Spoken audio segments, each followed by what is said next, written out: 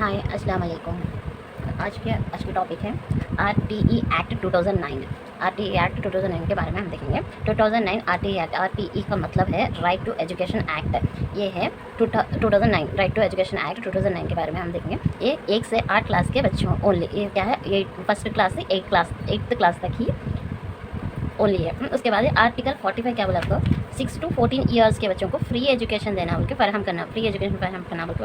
Article 21 है ज़िंदगी का हक। आर्टिकल 21 क्या बोला, बोलता है ज़िंदगी का हक है बोल के। और 2002 में जस्टिस, ये पूरे शॉर्ट नोट्स है, जैसा मैं पढ़ी हूँ उसको शॉर्ट नोट्स करके मैं शॉर्ट वे में लिख ली हूँ, वो आप लोगों को बता रही हूँ। और 2002 में जस्टिस वेंकटाचलमैया करते सवाल क्या बोले बोलते हो, जस्टिस सुनो वेंकटाचलमैया बोलते सुनो 86वीं तरमीम के ज़रिए तालीम बुनियादी हक है बोले 21 ये आर्टिकल 21 ए बोले। और उसके बाद आरटी एक्ट राज्यसभा में 2009 जुलाई 20 के दिन शुरू हुआ और लोकसभा में आ जाके 4 अगस्त 2009 में। उसके बाद राष्ट्रपति 26 अगस्त 2009 इस दिन सिग्नेचर करने पर विस्फोरक 21 आर्टिकल 21 ये ला बन गया। कौन सिग्नेचर करने पर बोलते, राष्ट्रपति सिग्नेचर करने पर 21 ये तालीमी बुनियादी हक बन गया। क्या कब करे बोलते, 26 अगस्त 2009 में करे। और सिग्नेचर करने पर एक्ट बनाओ, इन्होंने सिग्नेचर करने पर वो है ना एक एक्ट बन गया था 21 ये बोल के। उसके बाद आरटीई एक्ट 2009 का दूसरा नाम है 35 2009 बोल के भी एक नाम है। एक और नाम भी है अगस्त का कानून बोल के भी है। अगस्त का कानून है 35/2009 भी है और आरटीई एक्ट 2009 भी है। 3 नाम है इसके। ये अमल 1 अप्रैल 2010 से आया पूरे इंडिया में। जम्मू एंड कश्मीर में ये अमल में नहीं आया, जम्मू एंड कश्मीर को छोड़ देके 1 अप्रैल 2010 में पूरे इंडिया में ये अमल में आया आरटीई एक्ट। ये कानून की निगरानी एपी में राज्य विद्या मिशन करी और ये इसकी निगरानी आंध्र प्रदेश में है राज्य विद्या मिशन करी। तो इसकी आरटीई एक्ट 2009 की। और आगे आरटीई एक्ट 2009 में 7 चैप्टर्स है, 38 आर्टिकल्स, सेक्शंस भी हैं, एक शेड्यूल भी है। और ये 7 चैप्टर्स क्या है, देखो 7 चैप्टर्स, ये चैप्टर्स है। कानून के मुताबिक अल्फाज तारीफ़ी, इसमें 1-2 आर्टिकल्स रहते हैं। कानून के मुताबिक अल्फाज तारीफ़ में 1-2 आर्टिकल 1 आर्टिकल 2 रहेगा। और हक मुफ्त और लाजमी तालीम में आ जाके आर्टिकल 3, आर्टिकल 4, आर्टिकल 5 और मुतालिक हुकूमत वालिदीन की ज़िम्मेदारी है। तो ये इसमें आर्टिकल 6 से लेकर आर्टिकल 11 तक रहेगा। स्कूल असातिज़ा की ज़िम्मेदारी है, इसमें आर्टिकल 12 से लेकर आर्टिकल 20 पर 8 तक ये 4 में आर्टिकल में। इसका निसाब तहतानवी तालीम की तकमील है, इसमें आर्टिकल 29 से लेकर 30 तक। कानून का तहत आर्टिकल 31 से लेकर 34 तक। दूसरे निकात आ जाकर ये सबसे दूसरे निकात आ जाकर 35, आर्टिकल 35 to 38। ये 6th इंपॉर्टेंट रहते हैं। दूसरे निकात जस्ट एवरेज से याद रख लीजिए आप। कानून का मुताल्लिक़ अल्फाज आ जाके ये आर्टिकल 1, आर्टिकल 2। हक मुफ्त लाजमी तालीम आ जाके आर्टिकल 3, 4, 5 और 6 to 11 आ जाके हुकूमत वालिदैन की ज़िम्मेदारी बोल के। और स्कूल असातिज़ा की ज़िम्मेदारी आ जाके 12 से 20 पर 8 तक। निसाब तहतानवी तालीम की तकमील 20 पर 9 से 30 तक। कानून का तहत आ जाके 20 पर 1 से 30 पर 4। ये है इसके इम्पोर्टेंट। और इसके बाद अब पहला चैप्टर देखेंगे, उसके अंदर क्या क्या है। कानून के मुताबिक अल्फाज तारीफ़ आर्टिकल 1 में 2 है। उसके बाद सेक्शन आ जाएगा, सेक्शन में कानून का नाम है, इसके क्या बोलते हैं 35/2009 भी बोलते हैं, अगस्त का कानून भी बोलते हैं, आरटीई एक्ट 2009 भी बोलते हैं। कानून के अल्फाज का मफहूम, अब दूसरा आ जाएगा इसमें, देखो जब आर्टिकल 2 कानून के अल्फाज का मफहूम आ जाएगा। बच्चे 6 से 14 साल की उम्र में फ्री एजुकेशन रहना बोलते हैं। 1 से 8 क्लास से एलिमेंट्री एजुकेशन बोलते हैं। और स्कूल और देखते हैं आप, उसके बाद एलिमेंट्री एजुकेशन स्कूल को फराहम करना, गवर्नमेंट रिकॉग्नाइज रहना। स्कूल क्या है, गवर्नमेंट रिकॉग्नाइज रहना बोल के। एलिमेंट्री एजुकेशन कंपलसरी फराहम करना। कमज़ोर तबक़ात के माशी एतबार से कमज़ोर तबक़ात के बच्चों को भी तालीम रहना। पिछड़े हुए तबक़ात मतलब SC/ST वालों के लिए भी तालीम रहना, उनके लिए भी ये सेक्शन है। सेक्शन 3 में ये पूरे सेक्शन 2 में आ जाके अब सेक्शन 3 आर्टिकल पूरे 7 सेक्शन है ना, इसमें आर्टिकल से पूरा सेक्शन 3 में आ जाके 6 to 14 साल के बच्चों को मुफ्त व लाजमी तालीम हासिल करना। सेक्शन 4 में आ जाएगा बच्चों की इनकी उम्र के मुताबिक जमात में दाखिला देना। उसके बाद तुलबा दूसरे मदरसे में तब्दील होने का हक़ रहता है, मतलब दूसरे स्कूल को जाना बोलते TC देना। TC बच्चे पूछते ही TC दे देना, मतलब क्यों नहीं देते, ये बोल के ऐसा नहीं बना। और सेक्शन आर्टिकल आरटीई एक्ट लागू 3 साल के अंदर मदारिस कायम करना।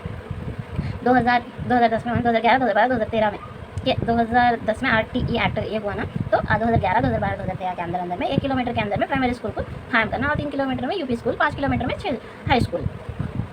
और स्कूल को चलाने के लिए state government plus central government से ग्रांट्स करना, मतलब पैसे देते हैं ना, तो सेंट्रल गवर्नमेंट 50% है और ग्रांट्स देना 50% है, स्टेट गवर्नमेंट 50% देना। और प्रेजेंट में है ना सेंट्रल गवर्नमेंट 70% देती है, स्टेट गवर्नमेंट आ जाकर 30% देती है। नॉर्थ साइड स्टेट्स में आ जाकर 90%, सेंट्रल गवर्नमेंट 90%, स्टेट गवर्नमेंट से 10%। अपने स्टेट्स में आ जाकर 70-30। रियासती हुकूमत के जिम्मेदार है एक रियासती हुकूमत की जिम्मेदारी, मुकामी हुकूमत की जिम्मेदारी 6 से 14 साल के बच्चों को स्कूल को भेजने की जिम्मेदारी वालिदैन की है। उसके बाद है ECCE मतलब अर्ली चाइल्डहुड केयर एजुकेशन और प्री प्राइमरी एजुकेशन, आंगनवाड़ी से बच्चों को 3 से 5 साल की उम्र में बच्चों की जिम्मेदारी मुकामी हुकूमत। उसके बाद सेक्शन अब आ जाके 12 तक पूरे आर्टिकल्स दिए, पूरे आर्टिकल 30 और देखिए अब आर्टिकल आ जाके 12 तक 25% मुफ्त व लाजमी तालीम के मुताल्लिक़ मदरसे की जिम्मेदारी, एडेड स्कूल्स प्राइवेट स्कूल्स 25% रहना। आर्टिकल 30 में आ जाके बच्चों से किसी किस्म की फ़ीस, एंट्रेंस फीस है जाओ ऐसा नहीं लेना। अगर लिए तो क्या होता है, फर्स्ट लिए तो उन लोग है ना एंट्रेंस फीस रखने पर फर्स्ट टाइम 25,000 जुर्माना रखते हैं और सेकेंड टाइम 50,000 जुर्माना रखते। अगर फ़ी लेने लिए तो जो फीस लेते हैं ना उससे 10 गुना जुर्माना होगा। पहले बार फर्स्ट टाइम है तो क्या होता है, तो अगर फ़ीस लेने लिए तो 10 गुना जुर्माना होगा, जो फ़ीस ले इसके 10 टाइम्स। मतलब मेरे समझ में आना होगा ऐसा लिखिए। मैं एंट्रेंस एग्ज़ाम रखे तो एंट्रेंस एग्ज़ाम या फ़ीस लेने पर बच्चों को अगर गवर्नमेंट को मालूम हुआ तो उसको फ़ीस को पहले बार को 25,000 और सेकेंड टाइम को है तो 50,000 दे दे। उसके बाद भी लेने तो 10 गुना उसको क्या करते हैं एक्स्ट्रा डाल देते। उसके बाद बर्थ सर्टिफिकेट है तो स्कूल में ज्वाइन होना, क्या सर्टिफिकेट है तो स्कूल में ज्वाइन होना, ऐसा नहीं रहना। जैसे किसको आर्टिकल 14 है, बर्थ सर्टिफिकेट एंड क्या सर्टिफिकेट नहीं हो तो भी स्कूल में दाखिला देना, ज्वाइन कराना। उसके बाद पेरेंट्स डिक्लेरेशन से क्लास में ज्वाइन करना, तो पेरेंट्स जो क्लास में डालो बोलते हैं वो क्लास में ही डालना। कि हमारी वजह से जो टीचर्स ने ये बच्चा कुछ भी नहीं पढ़ा, मतलब क्या भी पढ़ा नहीं, अब ये बच्चा 14 साल का होगा तो ये बच्चे को ना 3वीं क्लास में डालना, 2वीं क्लास में डालना, ऐसा नहीं। बच्चा 14 साल के उम्र में कौन सी क्लास में रहता कि वो क्लास में ही डालना। डाल बच्चे को पीछे का जो भी बच्चा आता नहीं बच्चे की तरह स्पेशल से ट्रीट करके बच्चे को जितना जो नहीं आता उसको भी बच्चे को कवर कर देकर ना कि पेरेंट्स को क्लास में डालो वो क्लास में डालना। उसके बाद आर्टिकल 15 बच्चे तालीम साल के दौरान किसी भी वक्त स्कूल में दाखिला ले सकते हैं। अब क्या पढ़ना समझे जब कोई से भी ईयर में कोई से भी महीने में ज्वाइन कर ले सकते हैं। मतलब जून में ज्वाइन करना, अगस्त में ज्वाइन करना, अच्छा पढ़ना समझा तो बच्चा कभी भी ज्वाइन कर ले सकता। बच्चे तालीमी साल के दौरान किसी भी वक्त स्कूल में दाखिला ले सकते हैं। अच्छा एडमिशन क्या है 23 अप्रैल से 12 जून ना, तो 31 अगस्त से 12 जून से 31 अगस्त तक ज्वाइनिंग क्लोज करने का रहता। उसके बाद भी ज्वाइन कर लेना, लेकिन बच्चे ये मवाद के बाद भी ज्वाइन कर लेना और इस वक्त बच्चे की उम्र रहती वो क्लास में ज्वाइन कर लेना। मतलब मैं बोली ना भी 14 साल का, 13 साल का, 14 साल का, कौन से भी साल का रहो, कौन से भी क्लास में रहो, पीछे क्लास में नहीं डाले वैसा उनके पेरेंट्स कौन सी क्लास में डालो बोले वो क्लास में डालना और वो बच्चे का एज के हिसाब से वो क्लास में डालना, वो क्लास में डाल के उनको तालीम देना। और एडमिशन नहीं लेती, एडमिशन नहीं मिलता, अब टाइम होगा एडमिशन का, ऐसा कभी भी नहीं बोला। आर्टिकल 16 बच्चों को minimum level of learning MLL का meaning minimum level of learning. बच्चों को पढ़ाना या नहीं आया, बच्चों को पढ़ना नहीं आया तो भी एकेडमिक ईयर होने पर नेक्स्ट क्लास में प्रमोट करना। ओज क्लास में तुझे आया नहीं, ओज क्लास में रहो, ऐसा नहीं बोलना, नहीं बोल के उसको क्या करना नेक्स्ट क्लास में प्रमोट करना। उसको मिनिमम लेवल ऑफ लर्निंग आया तो बच्चे को प्रमोट कर इसी क्लास में डालना। आर्टिकल 17 सज़ा नहीं देना, मतलब बच्चों को क्या करना सज़ा नहीं देना, जहनी इमोशनल सी सज़ा नहीं देना, बच्चों को डराना नहीं। और थोड़े टीचर्स की वजह से बच्चे क्या होते हैं एकदम टीचर्स मारते नहीं मगर टीचर को देखते ही डर जाते, वैसा डरी सर का बच्चों को पढ़ाना बोल गया। आर्टिकल 17 आर्टिकल 18 स्कूल एग्जाम्पल से ये है ना मेरे फैमिली में भी हुआ था। आर्टिकल 17 का सज़ा नहीं देना, मतलब उनके टीचर सज़ा नहीं दे रही थी, लेकिन बच्चा 3rd क्लास में था तो उनकी टीचर सज़ा नहीं देती थी, मगर क्या करती थी सिर्फ पढ़ नहीं आता, कहीं कुछ आता है स्कूल को आना जाना, कहीं को इतना फीस भरती तेरे घर में वाले ये वो बोलती था तो क्या करा भाई। उसके बाद में उनके में बेइज्जत हो गया, बच्चों के सामने इंसल्ट हो गया, इंसल्ट है वो बोल के बेइज्जत हो गया, क्या करा स्कूल ही छोड़ दिया, पढ़ा नहीं छोड़ा। 3 क्लास पढ़ा, उसके बाद कितना भी समझा कितना भी करो क्या भी करो स्कूल छोड़ देना और अब बेकार वेस्ट हो गया। उसके बाद मदरसा डाले वो भी नहीं हुआ। तो बच्चों को एंकरेज करना मगर सज़ा नहीं देना और डराना नहीं। और टीचर आती है तो अच्छा तो टीचर आती है तो पीरियड में रहना बोले तो डरता था, बुखार आती थी और टीचर मारती नहीं थी मगर वो टीचर को देख के डरता था, और प्राइवेट स्कूल थी वो। उसके बाद आर्टिकल 18 स्कूल रिकॉग्नाइजेशन होके, स्कूल क्या है रिकॉग्नाइजेशन होके रहना, अगर नहीं होके है तो फाइन 1 लाख रुपये फाइन देते। इसके बाद भी विदाउट रिकॉग्नाइजेशन स्कूल चलाए तो क्या होता फिर पर डे आ जाकर 10,000 फाइन वसूल करते। उसके बाद आर्टिकल 19 में स्कूल के रेगुलेशन एंड रूल्स है। आर्टिकल 19 में आर्टिकल 20 में देखा शेड्यूल RTE 2009 के आर्टिकल को तरमीम करने की जिम्मेदारी सेंट्रल गवर्नमेंट की है, उनके 20 में है। RTE एक्ट 2009 का आर्टिकल्स को तरमीम करने जिम्मेदारी किसकी है बोलते सेंट्रल गवर्नमेंट की है, बोले तो कौन सा आर्टिकल में बोलते 20 आर्टिकल।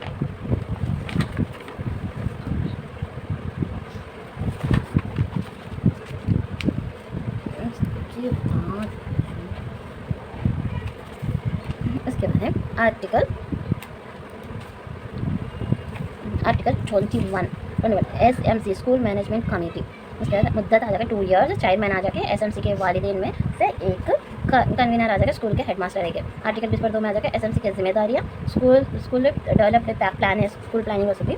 और आर्टिकल 23 में आ जाएगा मुअल्लिम के तकरीर की काबिलियत, इंटर के बाद TTC डिग्री के बाद BA था। टेट आ जाके आर्टिकल 23 के अंडर में आता हो टेट। अब टीचर एलिजिबिलिटी टेस्ट है ना, वो आर्टिकल 23 में रहता। और आर्टिकल 24 आ जाके मुअल्लिम के फराहम जिम्मेदारियाँ, सिलेबस कंप्लीट करना, टाइम से स्कूल जाना, वो सभी है मुअल्लिम स्कूल से टाइम से करना बोल।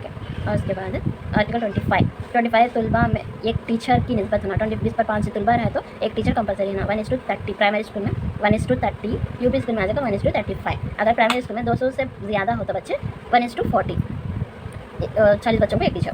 प्राइमरी स्कूल में 200 से कम बच्चे रहे तो एक टीचर 30 बच्चों को लेना। यूपी स्कूल में 35 मेंबर्स में। और उसके बाद 26 आर्टिकल आ जाके टीचर वैकेंसी 10% से ज़्यादा हो तो DSC टीचर्स को अपॉइंट करना, DSC रख के टीचर्स को अपॉइंट करना बोलते कौन से आर्टिकल में बोलता है, आर्टिकल 26 में है। आर्टिकल 10% से ज़्यादा वैकेंसीज खाली है तो DSC ये करके DSC डाल कर टीचर्स को अपॉइंट करना बोलते हैं। आर्टिकल 27 में आ जाके मुअल्लिम को गैर तदरीस सरगर्मियों से दूर रखना, दूसरे डिपार्टमेंट के वर्क्स नहीं देना, मतलब टीचर्स को टीचर्स के वर्क देना, दूसरे डिपार्टमेंट के वर्क दिए जाने वाले आर्टिकल 27 में है। आर्टिकल 28 में टीचर क्या है, ट्यूशंस नहीं बोलना, मतलब प्राइवेट टीचर पैसे लेकर ट्यूशन बोलते हैं, ट्यूशंस नहीं बोलना। आर्टिकल 29 में आ जाकर CCE करना। उसके बाद आर्टिकल 30 में कौन से भी क्लास पढ़ने पर इस बच्चे को सर्टिफिकेट देना, कौन सी क्लास भी पढ़े तो भी वो बच्चे को क्या करना, सर्टिफिकेट देना बोलते। अब है शेड्यूल में आ जाके टीचर, यहाँ पे टीचर स्टूडेंट्स जैसे टीचर रेशो प्राइमरी एक टीचर 30, जब से बोले ना प्राइमरी स्कूल में 1:30 बोल के। अब 2 टीचर्स 1:60 रह जाओ, 2 टीचर्स रहना। 61 to 90 स्टूडेंट्स रह जाओ, 3 टीचर्स रहना। 91 to 123 रह जाओ, 4 टीचर्स रहना। 121 से 150 है तो 5 टीचर्स रहना। LFL HM 150 से 200 है तो 1 HM प्लस 5 टीचर्स रहना। 200 प्लस है तो 1 LFL HM प्लस 1:40 टीचर्स, 1:40। अब प्राइमरी स्कूल HM को LFL HM कहते हैं। और उसके बाद 10 बच्चों से कम हो तो नियर बाई स्कूल में मर्ज कर देना, मतलब दूसरे नियर बाई स्कूल है सो स्कूल में यहाँ ये स्कूल में 10 बच्चे या 9 बच्चे हैं तो वो 9 बच्चे ले जाओ, क्या ना वो दूसरे स्कूल करीब के स्कूल रहते हैं उस स्कूल में डालें। अगर नहीं होता तो उन लोगों को एकेडमिक इंस्ट्रक्शन को फॉलो करते हुए पढ़ाना नहीं तो। उसके बाद 11 से 20 बच्चे हो तो एक मुअल्लिम कंपलसरी रहना। 11 से 10 से भी ज़्यादा 11 से 20 बच्चे हो तो एक मुअल्लिम कंपलसरी रहना। अब अपर प्राइमरी स्कूल में आ जाएगा 1:35, 6 से 7 8 क्लासेस को अपर प्राइमरी क्लास कहते हैं, स्कूल कहते हैं अपर प्राइमरी। उसके बाद है ना 6 से 7 हिंदू या 6 7 8 तभी अपर प्राइमरी में आता। एवरी क्लास 1 टीचर रहती है, साइंस टीचर रहती है, लैंग्वेज टीचर, सोशल टीचर, ऐसा टीचर्स रहते हैं। 100 प्लस स्टूडेंट्स हो तो एक HM ऑल सब्जेक्ट्स टीचर्स है, पार्ट टाइम टीचर्स है, PET वोकेशनल टीचर्स है, आर्ट एंड क्राफ्ट टीचर्स रहते हैं। प्राइमरी में आ जाके वर्किंग डेज आ जाके 200 है ना, हमारे AP में आ जाके क्या है 220 है ना। मामूल से तो प्राइमरी स्कूल के वर्किंग डेज आ जाके 200 है, वर्किंग आवर्स आ जाके 800 है। बट हमारे इसमें AP में आ जाके 220, यूपी में अपर प्राइमरी आ जाके वर्किंग डेज 220, वर्किंग आवर्स आ जाके 1000 है। 65 प्लस 1 TLM, 65 प्लस 1 TLM का टीचिंग आवर्स पर टीच करना, 65 आवर्स प्लस 1 TLM के लिए 1 आवर टीच करना। ये है RTE एक्ट 2009। आप लोगों को उम्मीद है आप लोगों को समझ में आया होगा। और भी पर्सपेक्टिव एजुकेशन के बारे में आप लोगों को वीडियो चाहिए तो ज़रूर कमेंट में बताना। ये है मेरे नोट्स और ये RTE एक्ट का नोट्स है, ये NCF 2005, operation black OBB RAPP और ये NEP NCF बहुत सारे रहते हैं। तो उम्मीद है आप लोग समझ में आ गया। और लाइक शेयर सब्सक्राइब करना मत भूलना। आप लोगों को पर्सपेक्टिव एजुकेशन के बारे में और दूसरे कौन से शॉर्टकट में कौन सा लेसन चाहिए या कौन सा टॉपिक चाहिए या कौन सा सब्जेक्ट चाहिए आप मेरे को ज़रूर कमेंट में बताना। और लाइक शेयर सब्सक्राइब करना मत भूलना। सपोर्ट करने के लिए बहुत बहुत शुक्रिया। Thank you. अल्लाह हाफिज़।